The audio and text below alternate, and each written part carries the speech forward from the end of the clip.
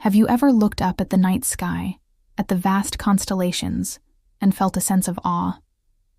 The 85th chapter of the Quran, Surah Al Buruj, begins right there, with a powerful oath. Allah swears by the sky full of great constellations, by the promised day of judgment, and by the witness and what is witnessed. These grand oaths set the stage for a topic of immense gravity: the struggle between faith and tyranny, and the ultimate reality of divine justice. The surah immediately transports us to a chilling historical event, the story of the people of the ditch, or Ashab al Ukhdood. Imagine a tyrant king who demanded his people abandon their belief in the one true God.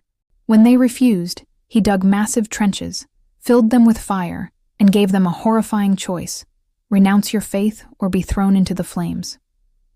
What's truly terrifying is that the oppressors didn't just commit this act. They sat and watched as men, women, and children were burned alive. Their only crime, as the Quran tells us, was that they believed in Allah, the Almighty, the Praiseworthy. This story is a powerful lesson in steadfastness. These believers chose eternal success over a temporary life, demonstrating a level of faith that is truly profound. The surah then draws a sharp contrast between the fates of the two groups.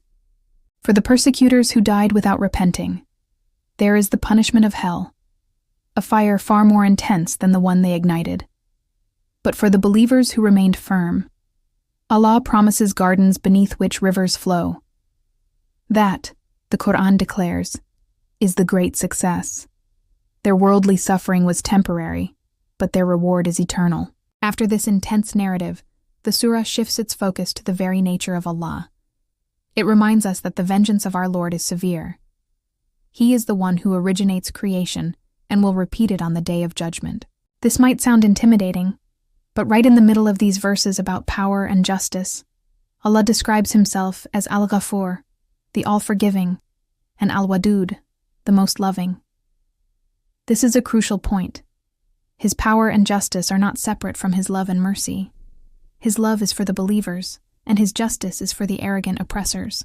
This was a message of immense comfort for the early Muslims facing persecution in Makkah, reminding them that their loving Lord was also a powerful protector. To drive the point home, the surah then asks the Prophet Muhammad, and by extension all of us, has the story of the soldiers reached you, of Pharaoh and Thamud? These were two of the most powerful and arrogant civilizations in history. They had armies, fortresses, and immense power, yet Allah destroyed them completely. The message to the tyrants of every age is clear: you are not stronger than Pharaoh. Your power is fleeting, and your end is inevitable. The surah concludes with a beautiful and definitive statement about the source of this guidance.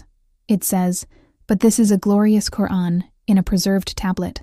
This means the words we are reading are not just stories.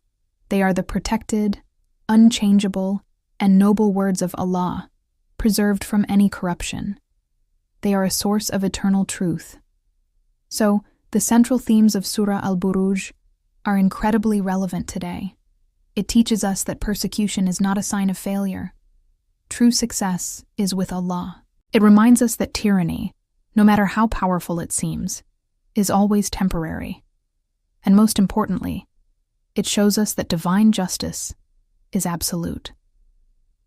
Allah's attributes of power and love are perfectly balanced. He is severe in his response to injustice, but is endlessly loving and forgiving to those who believe. It's a powerful reminder to remain steadfast in our faith, trusting in his ultimate plan and his infinite wisdom. Thank you for watching. If this reflection was beneficial, please like and subscribe for more content.